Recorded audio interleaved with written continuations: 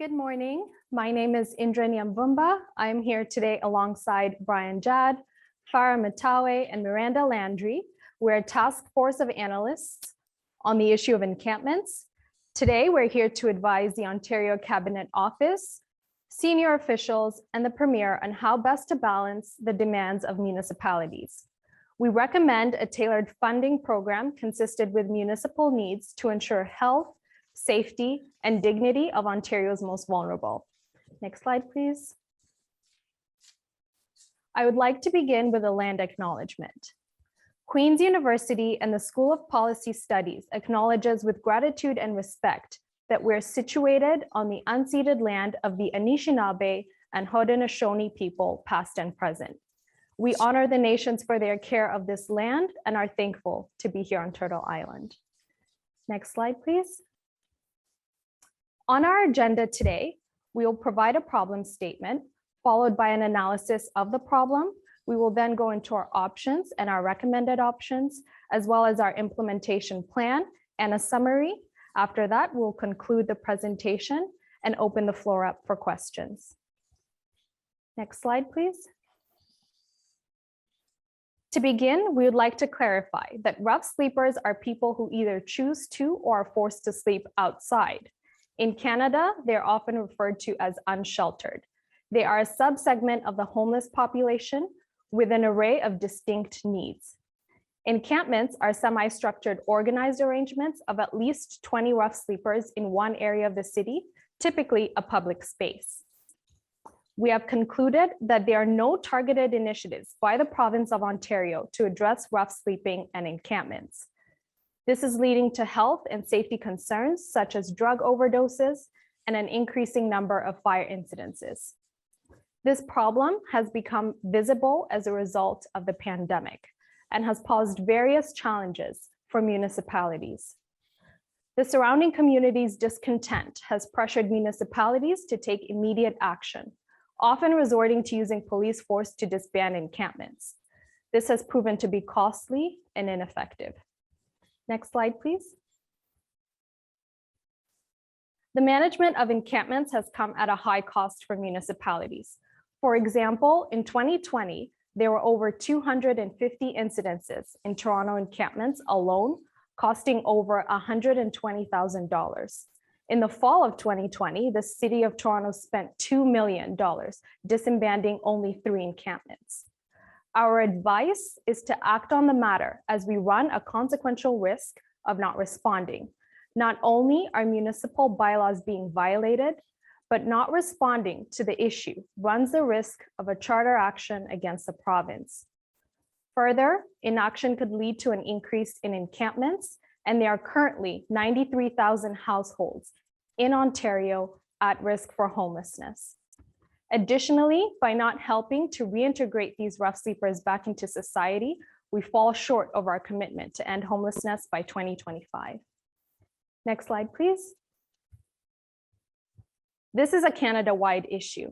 In 2018, it was estimated that 14% of the Canadian homeless population were unsheltered. Municipalities in Ontario have anywhere between 17 and 742 rough sleepers, depending on its size. For example, here in Kingston, rough sleepers have been reported to have issues of trauma and abuse. Across Ontario, there have been reported that in these encampments, there are issues of addiction and mental health.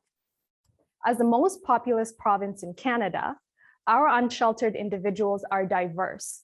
Those who identify as Indigenous are disproportionately represented in encampments. They make up 3% of Ontario's population, but represent 1/3 of those in encampments. The overrepresentation of Indigenous people indicates that we need to solidify our reconciliation responsibility. Next slide, please. To support off-reserve organizations and communities, over the last fiscal year, the federal government has allocated $150 million of needs-based funding. In 2022, Ontario announced new funding of $10 million for Indigenous-led, culturally appropriate long-term housing solutions and support services for Indigenous people experiencing risking homelessness. Other jurisdiction supports focus broadly on housing and those in shelters. Beginning in 2019 to 2020, the province of Ontario spent 1.1 billion and the federal government spent 2.9 billion over the 9 years to fund 3 housing programs under the National Housing Strategy Act. In the last fiscal year, the province has doubled its spending on homelessness programs. During the pandemic, they increased their spending from 424 million to 990 million. And of that, 339 million of this was transferred directly to municipalities. While housing and homelessness are directly correlated, they do not directly address the issue of rough sleepers in encampments. Thus, no current government programs respond to this need. This has resulted in a reliance on nonprofits to fill the gap. I will now pass it on to my colleague, Brian, who is going to talk about our options. Next slide, please. Thank you, Indra. We have determined 3 objectives that we'd like to achieve. First, we would like to empower and equip municipalities to better manage the issues with encampments. The province will provide funds to municipalities and nonprofits, as these are the entities on the ground. Our second objective is to enhance the efficacy of approaches to encampments and shift practices to prevention. Our final objective is to ensure the well-being of both communities and rough sleepers, whereby both parties' needs are addressed effectively. Next slide, please. We have proposed initiatives for the short, medium, and long term. Conditional funding will be provided to municipalities for each of the initiatives that they agree to implement. As previously mentioned, the use of force to disband of encampments is ineffective. Therefore, right now, we will focus on management rather than disbandment.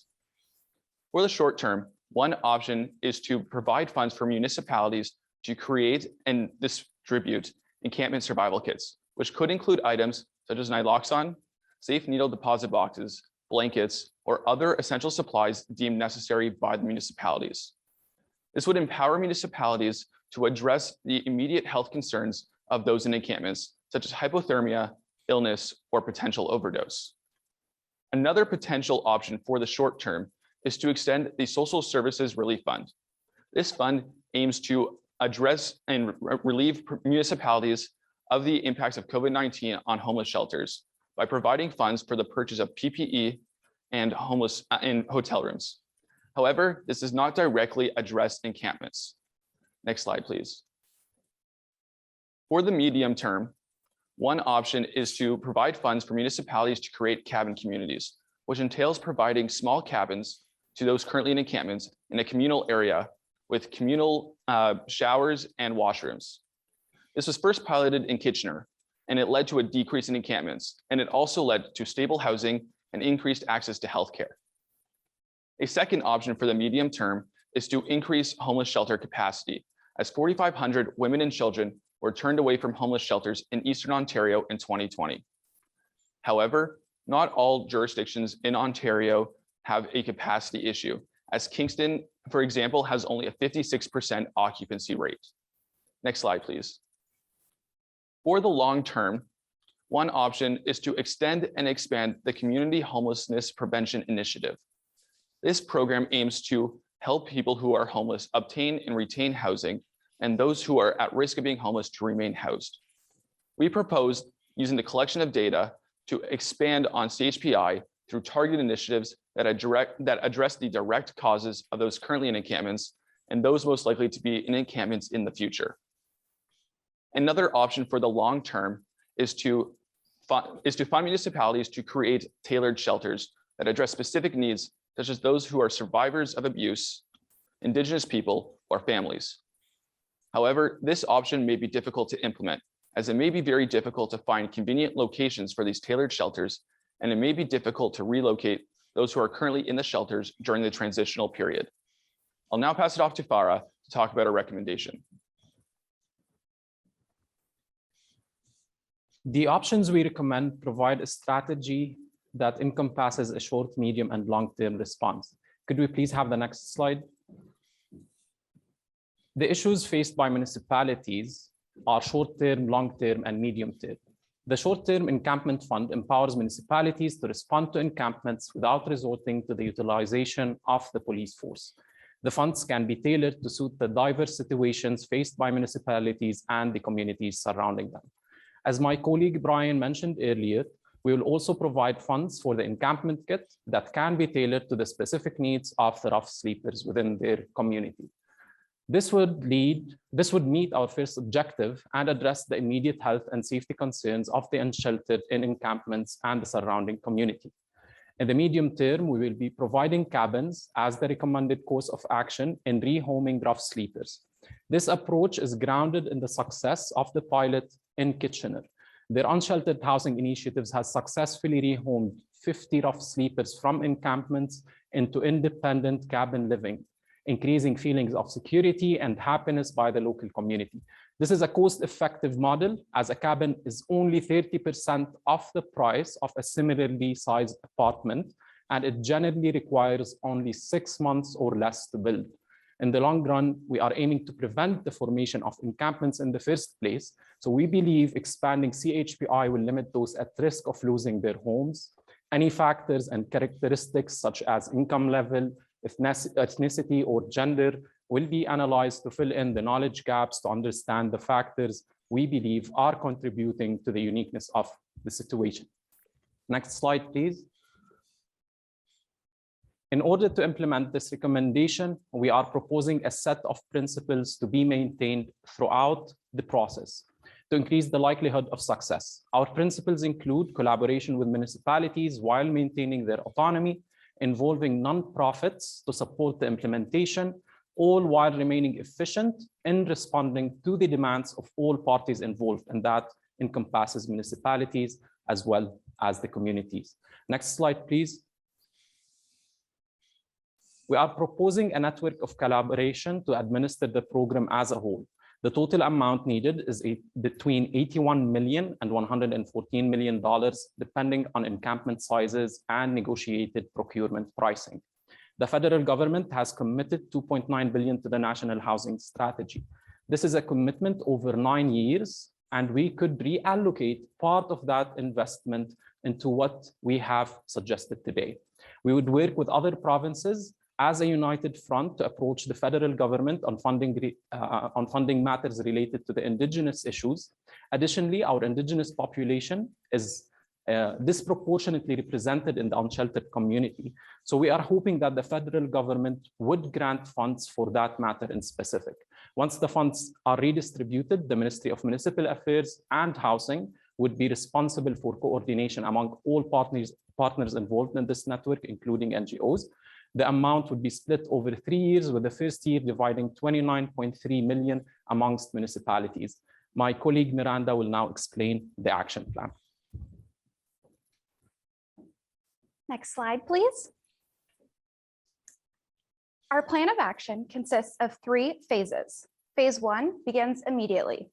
So starting March 2022, we recommend beginning engagement with the various partners. This includes engagement with the federal government to discuss funding, engagement with municipalities to inform them of these initiatives, but to also facilitate the discussions between nonprofits and municipalities to design and implement the cabin initiative. We will also provide support in terms of determining the location for cabins, as we recognize there are challenges around zoning practices. It also includes engaging with Indigenous organizations to form partnerships, as they have a better understanding of their community's needs and how the cabin communities may work for them. Engagement with nonprofits and social workers is also vital, as they may be able to assist in distributing the kits, collecting data, or providing health services to the cabin communities. In terms of procurement, we recommend working with vendors to procure the cabins. With centralized procurement on a provincial basis, we can negotiate more affordable prices for municipalities. After we've procured the cabins, municipalities can begin building the cabin communities. Further, during this phase, we recommend working with vendors on the centralized provincial database to allow for more consistency in the data and establish trend data to be used for CHPI. The last major component of phase 1 entails distributing the funds for the encampment kits. Phase 2 begins after 6 months. We would recommend a pilot for the Cabin Community Initiative with 3 cities, Hamilton, Ottawa, and Toronto. We've selected these cities as they vary in size and have faced distinct challenges when attempting to address encampments. If the pilot goes well, we recommend the expansion of this program to the rest of the province. This phase should also include a review of the Cabin Initiative to ensure that the objectives are being met. Phase 3 begins after the first year.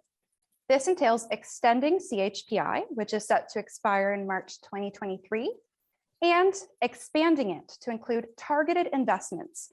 This would be based on the analysis of the data collected during the previous phase, which may point towards some of the most common causes of individuals being in encampments. Following that, targeted investments would be distributed.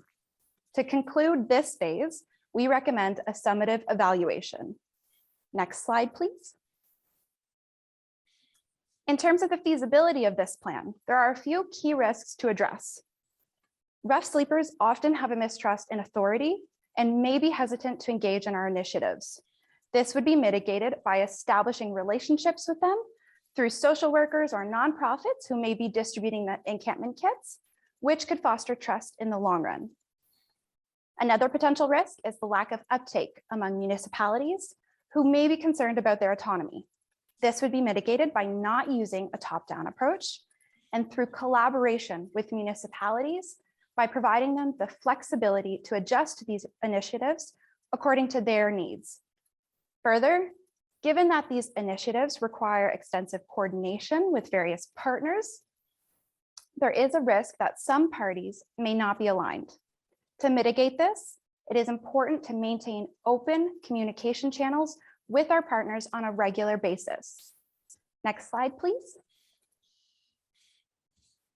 When engaging with our partners, we will communicate that the province is renewing its commitment to serve its residents and impact their lives positively.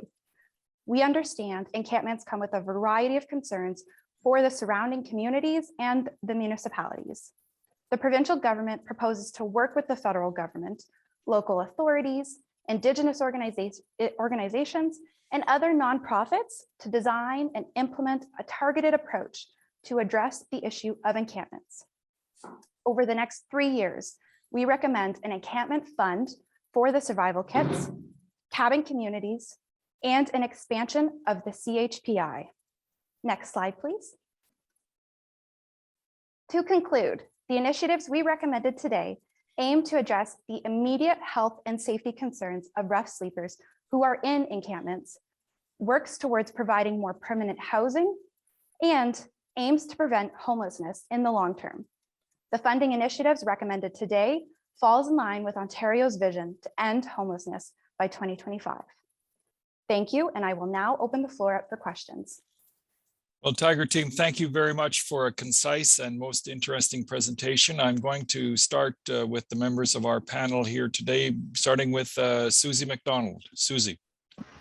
Yeah, thank you very much for the presentation. My question is really on the federal government. So you talk about the federal government transferring money for Indigenous and then the province working with organizations to distribute those funds, and you talk about the overall transfers. I'm wondering, is there a broader role for the federal government in terms of coordination in this space? What is the role for the federal government beyond just being a dollar transfer to the province, especially in coordination with not-for-profits and Indigenous organizations? Who wants to take that question? Queens, Tiger Team? You're muted. Sorry, Queens, you're muted. There you go. Sorry about that. I will now pass it off to my colleague to answer that question. Okay. Thank you for that question. So the role of the federal government, besides the dollars, is that they have a responsibility to ensure that to partner with Indigenous organizations and NPOs across the country to ensure that they're fulfilling those needs. Okay, Anything more to add? Any follow-up on that, Susie? Just so you've got the floor. No? Okay, thank you very much. So I'll turn now to Alan, sorry, Janet Golding. Janet Golding. Thank you, and thank you very much for the presentation. As you've indicated in your presentation, the problem of homelessness and rough sleeping is complex. Lots of things to consider, and you know, you've sort of described short-term, medium-term, and long-term approaches. But I wonder if you could just for us sort of, if you had to think about what the key messages around what the problem is and what the solution is, how would you describe that in one sentence? Thank you. Yeah, I will pass that over to my colleague, Miranda.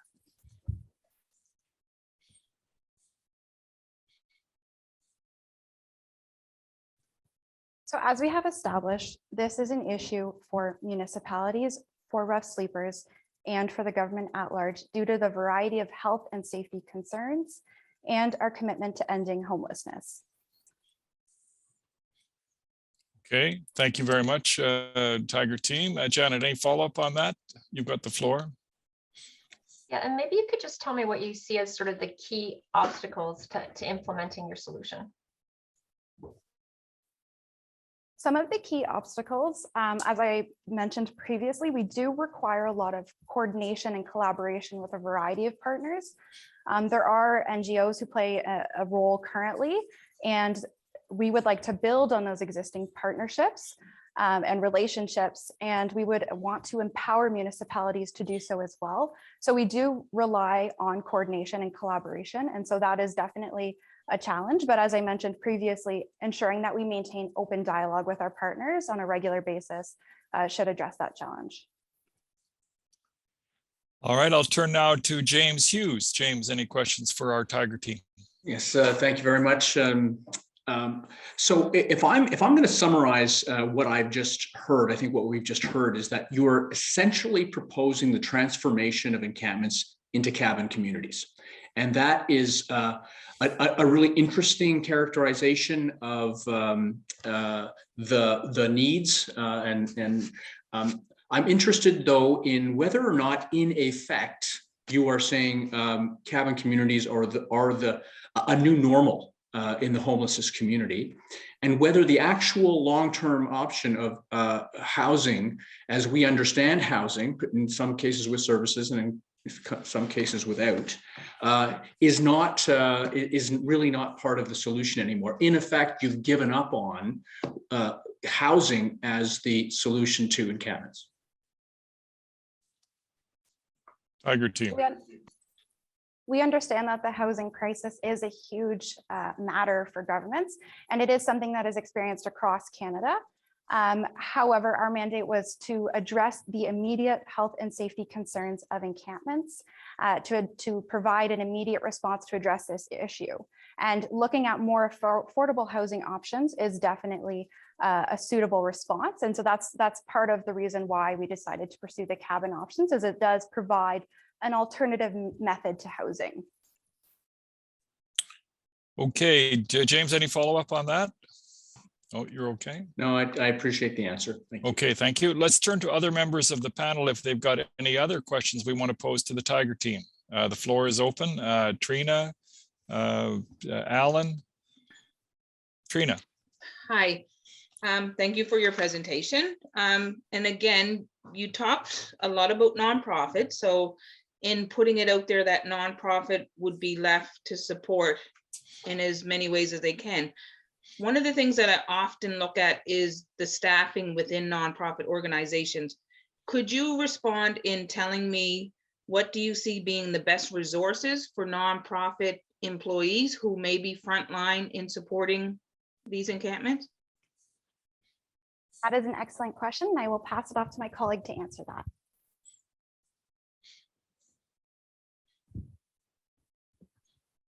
Sorry, could you repeat the question? Yes, so in regards to having nonprofit kind of be there at the front line to support these groups, what is one of the best resources that you see being beneficial to support the staff that may be frontline? I think one of the challenges based on our research that we found with nonprofits engaging with this matter is that there was a lack of support from municipalities. And I think one challenge mentioned by nonprofits was the lack of PPE equipment for their staff when addressing these encampments. So I think that by providing, by supplying extra PPE kits and naloxone kits, not only for municipalities and city workers, but for those for staff and nonprofits when dealing with this matter, would be a solution to helping their staff in what they lack, but also in engaging them more in the communication as well as their strategies and taking on any issues and challenges that they may have to give them a platform to raise those at the municipal level, which could be taken, which could be also channeled to the provincial level. Other questions from other members of the panel, whether Alan, Pam? Alan, go ahead. Thank you, and thanks for the presentation. I heard the word evaluation, which always gets me interested. My question would be, what happens if this evaluation that you suggest, the evaluation of the cabinet initiative, begins to show that the initiative just isn't working? What happens at that point? Pass that question over to my colleague, Brian. So first of all, we will be evaluating all of our programs throughout. As I mentioned, we'd be piloting our cabin communities first in Toronto, Ottawa, and Hamilton. This gives us time to adjust and evaluate why our initiatives are not creating the impact that we have designed. This could be due to implementation barriers, such as finding a convenient location, as these cabin communities need to be in a location that both incentivizes those in encampments to move, as well as is in a location that is fitting for the local community. So by evaluating throughout, we can determine whether or not this is an implementation issue or if there is a design factor that needs to be adjusted. And by piloting our programs, we can make these changes more quickly without wasting too many resources. Okay, thank you. Any other questions? Pam, anybody else? Pam, go ahead. Yep. Sure, okay. You seem to be focusing on the federal government as a partner. The focus seems to be on providing for Indigenous housing or Indigenous and people involved in encampments. And I'm wondering, you know, the federal government, as you've pointed out, is spending a lot of money on housing. And they're also spending a lot of money on reserve, on Indigenous issues. So can you tell us a little bit more about kind of what you're relying on? Like what's the hook to get the federal government involved for Indigenous housing or encampments, involvement in encampments off reserve? Is there a legal obligation, or where are you thinking the hook is? Thank you for your question. I will pass it off to my colleague to answer. To summarize the Indigenous situation at the moment, there are 85% of Indigenous living off reserves. I'm just gonna look at the stats real quick because I have them noted. So the total population on reserves is decreasing, whereas it is increasing off reserve. They are the fastest growing population in Canada. So mainly the funds that the federal government is spending at the moment as they go to reserves, the Indigenous population is getting off reserves. So that amount is becoming less. If they need to target them as part of the reconciliation efforts, they need to do it within the province rather than on reserves alone. So the responsibility on that matter is providing the funds where they're at, where the Indigenous population is at, and that is, in our case, in Ontario's case, they are off reserves mostly. So that's where we would need that's why we would need the funds allocated within this program as a whole to serve the Indigenous population where they're at. Okay, thank you. I've got one quick question for you. Who is going to manage, how are your cabin communities going to be managed and governed on your model? A quick answer on that if you can. Yes, the way they are being managed is that we're allowing the municipalities to maintain the responsibility for them on the long term. So we are addressing it at the moment by using cabins. We are addressing the issue of encampments by using cabins. However, we believe that on the long run, we wouldn't require the cabins as much if we were able to repair CHPI, that we could reintegrate them back into the community and into the economy. So if we could reintegrate rough sleepers once they're in cabins by providing them with tailored services that could help with mental health, that can help with substance abuse, we would be able to reintegrate them back again. So that Okay. management phase is Thank you very much. Yep, I'm afraid we're out of time. Thank you very much. That's good.